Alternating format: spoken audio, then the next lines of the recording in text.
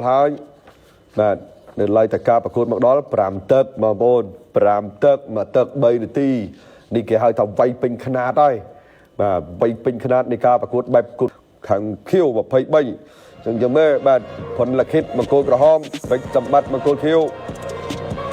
ចាប់ផ្ដើមចូលទៅសម្បត្តិដល់ចូលបោះឆ្វេងដរិចធាក់ឆ្វេងវិញពីផុនលខិតផ្ទះឆ្វេងម្ដាយប្រុងយកធុងទឹកតែខាងក្រហមប្រុងច្បាមឆក់បានម្ដាយស្រាំបាទលើកជើងវត្តចោលមួយសម្បត្តិមិនខ្វល់លូឆ្វេងធាក់ចោលធាក់បែបមើលស្រាលឈូសកែងមួយអាយ៉ាតម្លាក់ភូមិធាក់ធ្វើតាមដំណើរពេជ្រសម្បត្តិបោះឲ្យឆ្វេងទៅចូលគៀបាទប្រុងសវ៉ាចាប់បោះឆ្វេងទាត់ឆ្វេងក្រោមពីផុនលខិតបាទប្រុងសវ៉ាចាប់ដៃផុនលខិតធាក់ចេញទៀតពេជ្រសម្បត្តិនៅតែដើរចូលបោះស្ដាំម្ដាយធាក់ឆ្វេងចូលធុងទឹកទាត់ឆ្វេងមកជើងសងវិញចូលបាំងសម្បត្តិគៀសជើងចេញតាមដើរមកមុខតែខាងផុនលខិតធាក់ញយដល់ម្ដាយក្រោមលើអាយ៉ាធាក់ញយទល់ញយអេបាទ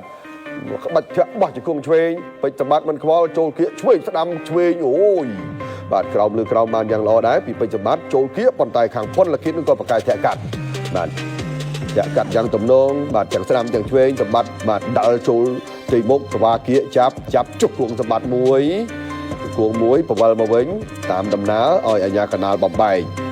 បាទបន្តដំណើរដរិចឆ្វេងម៉ាត់ស្ដាំលោកឆ្វេងដរិចឆ្វេងធាក់ឆ្វេងមកវិញពីផុនលខិតធាក់ទប់ទល់ទប់មួយសម្បត្តិលោកឆ្វេងថែមស្ដាំពីដៃសវ៉ាកចាក់ជង្គង់បានវិញហើយក៏អឹបនឹងខ្សែសង្វៀនអាញាកណាលញែកម្ដងទៀតនៅជ្រុងដដែល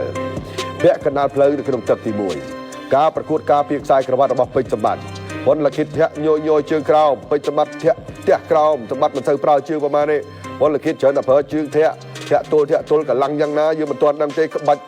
ដូរគ្នានៅមិនទាន់មានពេញនៅឡើយទេបោះជង្គង់ឆ្វេងមាញ់ធាក់ស្ដាំថែម2ជើងទៀតបាទធាក់ត្រេះហ្មងនៅក្បាច់ធាក់ត្រេះបាទចូលចាប់ជង្គង់សម្បត្តិចិត្តមួយនៅស្ទង់គ្នានៅឡើយបែបថាអាវុធមិនទាន់ចេញឲ្យកាចបាទតែចេញធម្មតាទៅហើយបាទតែឆ្វេងពីរដៃអាយ៉ាដូចចង់ទាញឆ្វេងមួយទៀតរបស់សម្បត្តិតែផុនលខិតនៅតែតាមធាក់ទុតមកជើងថែមម្ដាយចាប់ជើងបានទៅម្ដាយទៀតតែច្រើននៅពេជ្រសម្បត្តិដួលក្រាំងទៅតែម្ដងតែ10វិនាទីជាងបាទសម្រាប់នីលកានៅអូស្ត្រាលីនីលកាខ្មែរនៅសល់1នាទីទៀតចូលគៀទាត់ឆ្វេងគងដៃមួយសិនធាក់កាត់មួយទៀតពេជ្រសម្បត្តិតាមទាត់ចូលច្បាប់ម៉ាត់ដៃម៉ាំងត្រេតចូលឆ្វេងមួយទៀតចង់ត្រេតតែផុនលខិតតម្លាក់ឃុំវាយតាមដំណើរមកវាយដូចថាពេជ្រសម្បត្តិគាត់មើលមកពេជ្រសម្បត្តិថាគ្មានអីអស្ចារ្យសម្រាប់គាត់មកមើលរបៀបវាយរបស់គាត់មើលបាទឥឡូវសម្បត្តិថាអស្ចារ្យមិនអស្ចារ្យសំខាន់ដល់ទៅចូលដល់ឆ្វេងស្ដាំពីរដៃថែមស្ដាំម្ដាយទៀតចូលចាប់បានហើយសវ៉ាជង្គង់ក្មួយបានមួយកវែងសម្បត្តិអត់ដួលចាក់ជង្គង់វិញរបស់ផុនលខិតបាទរុញអប់អាយ៉យឃើញប៉ោងក្រោមព្រែកខាងឆ្វេងបានហ្នឹងផុនលខិតបាទអញ្ញាកដាលចាប់បបែកចាប់ទឹកទីបាត់កែងមួយទៀតទេផុនលខិតថយធាក់បាត់កែងឆ្វេងហើយតាមទត់ស្ដាំមកជើងទៀតអាយ៉យបាត់ស្ដាំប្រចាស់រៀងខ្លួនទត់ជើងក្រោមកែងគប់មួយទៀតរបស់ពេជ្រសម្បត្តិអូទល់អីច្បាម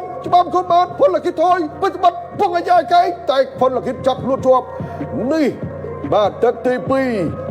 2ការជាមុនមានស្នាមរបស់ហើយចូលគៀកែងឆ្វេងរបស់ពេជ្រសម្បត្តិកែងឆ្វេងហើយកែងស្ដាំកែងឆ្វេងទៀតចូលកាត់វិញពីផុនលខិត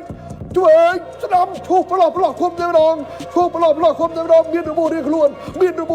ហើយមានរបួសលងគប់កែងស្ដាំចាក់ឆ្វេងទៀតអើយផុនលខិតក្រាបពោកនឹងដីហើយនេះគេហៅកាក្បាច់មើលស្រាលពេកទេទឹកទី1ធ្វើធាក់ត្រេះ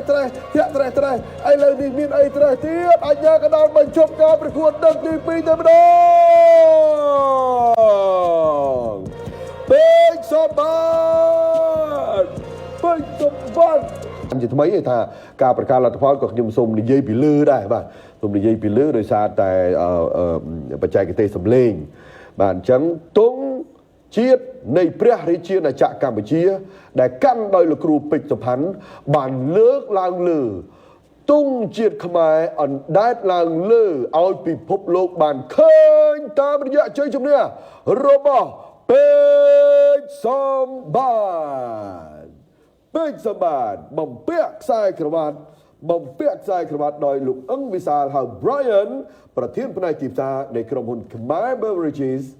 បាទហើយអមដោយគណៈប្រតិភូអមដោយ Mr. Steve Jess បាទ Mr. Steve Jess នេះគឺជា promoter បាទនៃ best of the best fight night នៅក្នុងកម្មវិធីប្រកួតដែលរៀបចំនៅទីក្រុង Sydney ប្រទេសអូស្ត្រាលីរីករាយមែនទែនបាទរីករាយមែនទែនសម្រាប់បងប្អូនខ្មែរដែលកំពុងតែទស្សនានៅក្នុងកញ្ចក់ទូរទស្សន៍ BTV នៅលើបណ្ដាញសង្គមផងដែរអូបងប្អូននៅ Melbourne កំពុងតែលោតកញ្ឆេងដូចគ្នាដែរបាទដែលមានលោកប៉ែនកាក់បាទកំពុងតែអង្គុយជុំគ្នាបាទនៅខាង Melbourne ជាមួយនឹងបងបាទយើងនៅអត់ទាន់អស់ហើយណា